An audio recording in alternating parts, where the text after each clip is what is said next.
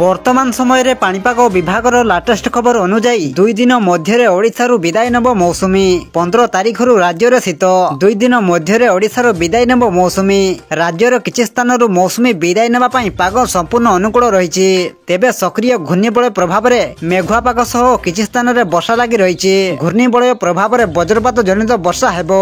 तेबे आसंतु नजर पकाइबा आगामी 2 दिन मध्य ओडिशारू विदाय नब मौसुमी एवं सक्रिय घूर्णिबलय प्रभाव रे राज्यर अधिकांश स्थान रे वज्रपात जनित वर्षा होबार संभावना रहिछि एवं एहाकु नै आम भुवनेश्वर स्थित आंचलिक पाणीपाग विभाग विशेषज्ञों पक्षरु कोन रहिछि रिपोर्ट से नै वीडियो रो संपूर्ण अपडेट जानिबा। किंतु ता पूर्वरु वीडियो को गोटे लाइक करंतु एवं वीडियोटी को आपण मानको सांगसाथी मानको अधिकरु अधिक मात्रा शेयर करंतु।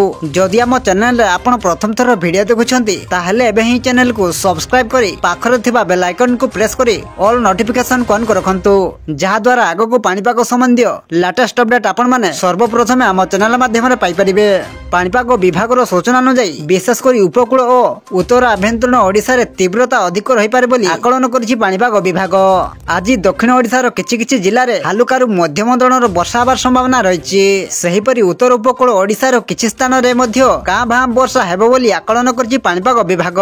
तेबे उपकूलवर्ती जिल्ला एवं दक्षिण आभ्यंतरीण जिल्ला गुड़िकर केतेक स्थान रे वर्षा सहित वज्रपात हेबार आशंका रहितिबा कहिसंती आंचलिक पाणीपाग विज्ञान केन्द्र निर्देशिका मनोरमा महांती। खूब शीघ्र राज्य को शीत छुईब। आसंता 15 तारिख आड़कू राज्यर विभिन्न स्थान रे शीत पड़िबा आरंभ होइजिबा बोली आकलन करा जाउछि। पाणीपाग विशेषज्ञों मतरे आसंता सप्ताह पर्यंत राज्य रे पाग मुख्यतः सुखिला और खराटिया रहिबो।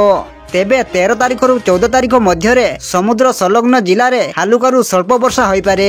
15 तारिख रु राति रे तापमात्रा क्रमश कमिबो। 17 तारिख सुधा केतेक आभ्यंतरीण स्थान रे प्राय 2 रु 3 डिग्री तापमात्रा कमी पारे। कंधमाल, कोरापुट, गजपति, मयूरभंज, केन्दुझर रे तापमात्रा सबुठारु कम रहिबो। एही सबु स्थान रे सर्वनिम्न तापमात्रा 2 रु 3 डिग्री कम हेतु शिशिरपात सह कुहुडी हेबार संभावना रहिछि। 17 तारिख रे दक्षिण बंगोपसागर रे एक घूर्णिबलय सृष्टि होई समुद्र रे 5 दिन रु अधिक रहिबो। फल रे एहा अधिक घनीभूत हेबार संभावना रहिछि। तेबे केते घनीभूत हेबो एवं एहा केउ आडकू गति करिवो वर्तमान ता कहि हेबो नाही।